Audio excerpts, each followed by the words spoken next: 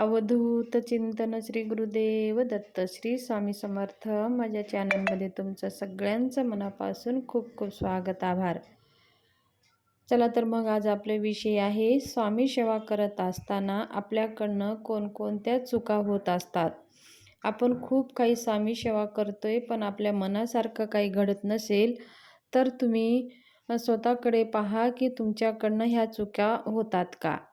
बघा, स्वामी महाराज, स्वामी सेवा करणे, स्वामी महाराजांची संपर्क जोडणे, हे स्वामी महाराजाच्या आदेशानं, त्यांच्या कृपा आशीर्वादानंच आपण स्वामी सेवा करत असतो. पण आपण स्वामी महाराजांशी जुडणं एवढं सोपं आहे. स्वामी सेवा करणं पण सोपं आहे, पण स्वामी सेवेमध्ये टिकून राहणं तेवढंच महत्त्वाचं आहे. हे सगळं टिकून राहणं हे स्वामी सेवा कृपेनंच संभव आहे. तर आपण खूप काही स्वामी सेवा करतो. आपण पारायण केले, मंत्र जप केले, अनुष्ठान केले, पण सगळं होम हवनामध्ये भाग घेतला. खूप काही वर्षानुवर्ष आपण स्वामी सेवा करतोय, पण आपले काही दुःख संपत नाही. अजून एक संपतं की दुसरं चालू होतं, दुसरं संपलं की तिसरं चालू होतं. हे सगळं आपलं चालू आहे. अशा वेळेस पहा, बघा, तुम्ही स्वामी सेवा करत असताना तुमच्याकडनं काही चुका होतात का. आपण स्वामी सेवा करतोय आणि आपण ह्या चुका आपण करत असतोय, तर स्वामी कसे आपल्यावर प्रसन्न राहिलो. स्वामी हे ब्रह्मांड नायक आहेत. आपल्याला असं वाटतं की स्वामी फोटोमध्ये आहेत, तसं नाही. स्वामी प्रत्येक श्वासामध्ये स्वामी आहे, प्रत्येकाच्या हृदयामध्ये स्वामी आहेत, प्रत्येक कणाकणामध्ये स्वामी समावलेले आहेत. असं समजू नका की आपण काही गलत करतोय, काही वाईट शब्द बोलतोय, काही कुणाला फसवागिरी धंदे करतोय, तर हे स्वामी महाराजाला कळत नाही. हे सगळं स्वामी महाराजाला कळतं. म्हणून आपण स्वामी सेवेमध्ये आहात, तर आपल्याकडनं कोणकोणत्या चुका होतात आणि ह्या चुका आपण अजिबात करू नये. कितीही स्वामी सेवा केली तरीही ते स्वामी सेवा आपली फलित होत नाही, ते सगळं व्यर्थ जातं. पहिलं म्हणजे आपण स्वामी सेवामध्ये प्रामाणिकपणे राहणं खूप महत्त्वाचं आहे. स्वामी सेवा, आता आपल्याला 3 अध्याय वाचायचा आहे. स्वामी महाराज काय येऊन पाहतात का तुम्ही 3 अध्याय वाचला, तर पाहत नाही. आपणच प्रामाणिकपणे 3 अध्याय आपल्याला वाचायचा आहे आणि असं वाचायचं आहे की प्रत्येक शब्द त्याच्यामध्ये स्वामी महाराजांच्या मुखानं लिहून ठेवले, हातानं लिहून ठेवलेलं आहे. मुखानं ते स्वामी महाराज सांगितलेले शब्द आहेत आणि असं समजायचं आहे हे सगळं स्वामी महाराजांचे शब्द आहे, स्वामी महाराजच बोलत आहेत, अशी भावना आपल्या मनामध्ये करायच्या आहे. स्वामी महाराज आपल्या समोर बसलेले आहेत. श्री स्वामी समर्थ सारामृतातले 3 अध्याय म्हणजे स्वामी लीला आहे. स्वामी चरित्रची ग्रंथामधले ज्या काही शब्द आहेत, ज्या काही ओव्या आहेत, हे स्वामी महाराजांचे त्याच्यामध्ये लीलाचं वर्णन केलेलं आहे.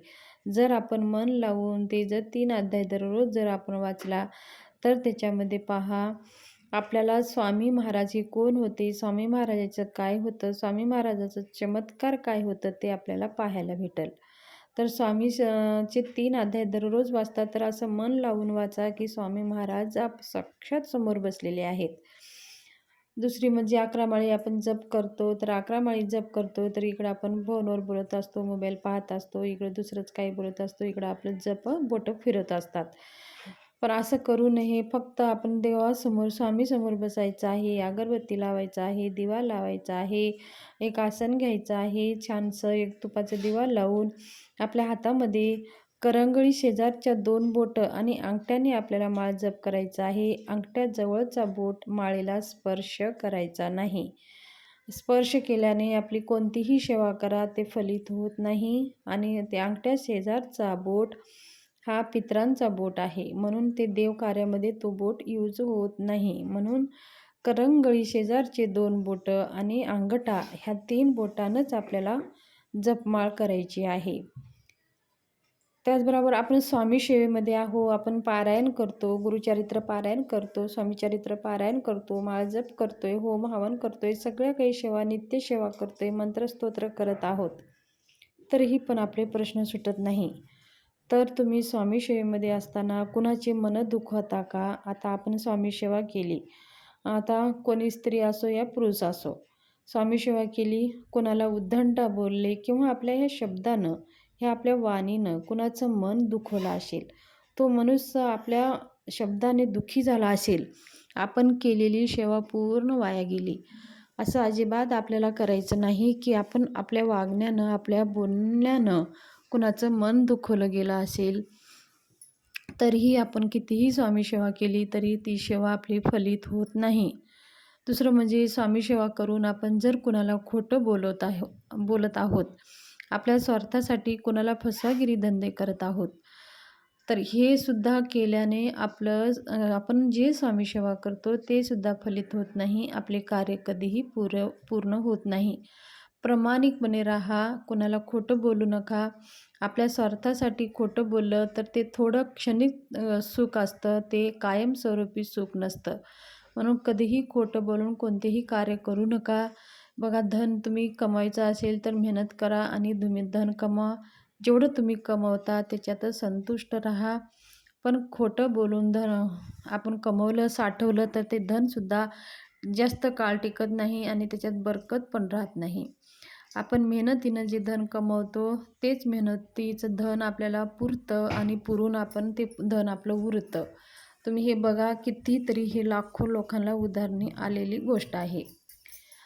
त्याचबरोबर स्त्री असो किंवा पुरुष असो, स्वामी सेवा तुम्ही करत आहात, स्वामींची आरती करताय, तुम्ही गुरुचरित्र पारायण, स्वामीचरित्र पारायण, स्वामी समर्थ जप, नवनाथचं पारायण करताय, कुलदेवीचं पारायण करताय, सगळे काही सेवा करताय. तरी पण घरच्या ज्या लक्ष्मी स्वरूपी महिला आहेत, म्हणजे घरची जी स्त्री आहे किंवा आई आहे, बहीण आहे, ह्या सगळ्या लोकांना ह्या स्त्री स्वरूप त्यांच्याशी आपण मान सन्मान न राहायचं आहे. त्यांना उद्धटसारखं वागायचं नाही, स्त्रीवर कधी हात उचलायचं नाही, आईवडिलांना कधी अपशब्द बोलायचं नाही आणि बहिणीला कधी अपमान करायचं नाही. ह्या सगळ्या जरी गोष्टी जर आपण टाळल्या तर आपल्याला केलेल्या कार्यामध्ये यश प्राप्ती होते. केलेले कार्य पूर्ण होतात, आपल्या सगळ्या मनोकामना पूर्ण होतात आणि स्वामी सेवा, केलेली सेवा आपली फलित होते. त्याचबरोबर मुख्य जनावर म्हणजे आपल्या घरासमोर कोणी बघा कुत्रे येतात, गाई येते किंवा पक्षी येतं, तर त्यांना काय करतो आपण हाकलून देतो. ते कधीही मुख्य जनावरांना हाकलून देऊ नये. आपण त्यांना काहीतरी पाणी किंवा एक घास पोळी किंवा काही घालून त्याचं खाऊ घालूनच मुख्य जनावर आपल्या दारासमोर आले असेल तर त्यांना पाठवावं, कमसे कमी पाणी तरी पाजावं. असे केल्याने सुद्धा हे पुण्यच आहे. का त्यांना काय ताण लागलेली आहे, का भूक लागलेली आहे, ते जनावरं किंवा प्राणी आपल्याला ते सांगू शकत नाही. तर अशा वेळेस कोणत्या रूपामध्ये ते आपल्या दारामध्ये येतात माहिती नाही. तर अशा मुख्य जनावराला कधीही तुम्ही हाकलून देऊ नका. काही नसेल तर फक्त तुम्ही पाणी पाजा, एक घास पोळी खाऊ घाला आणि त्यांना तुम्ही दारातून हाकलून देऊ शकता. मग पक्षी पण तसेच असतात, कावळे असतात, काव करत असतात किंवा चिमण्या येतात, आपल्या गॅलरीमध्ये येतात. त्यांना थोडंसं पाणी जर प्यायला दिलं तरी त्यांची आत्मा संतुष्ट होती आणि आपण जे काही देवकार्य करतो ते कार्य आपलं फलित होत असतात. हे स्वामी सेवेमध्ये कोणाला खोटं बोलू नये, कोणाशी लबाडी बोलू नये, कोणाला फसवागिरी धंदा करू नये. त्याचबरोबर आपल्या पत्नीला कधीही अपमान करू नये, पत्नीने पतीचं कधीही अपमान करू नये. सासू सासऱ्याचं मान सन्मान करावं, आईवडिलाचं मान सन्मान करावं आणि छोट्या मुलांना कधीही हात उचलू नये, मारू नये. ह्या सगळ्या गोष्टी आपण करायच्या असतात. तर स्वामी आपल्यावर प्रसन्न होतात आणि आपण जेवढं प्रामाणिकपणे राहू तेवढं आपलं सगळं कार्य योग्य रीतीने चालत असतं. आपण फसवागिरी जर केलं तर उद्यासुद्धा आपल्यासोबत फसवागिरी होऊ शकते. तर स्वामी सेवेमध्ये हे नियम तुम्ही आवर्जून पाळा. जर तुम्ही स्वामी सेवा करत असाल तर ह्या गोष्टी तुमच्याकडनं घडत असेल तर ह्या चुका तुम्ही टाळायचे पहा आणि स्वामी सेवा करा आणि तुमच्या जीवनातले सगळे संकट, दुःख दूर होऊन तुमचे सगळे कार्य पूर्ण होतील. तर स्वामी सेवेविषयी माहिती शेअर करायची होती. माहिती कशी वाटली, आवडली असेल तर शेअर, सबस्क्राईब करा. धन्यवाद.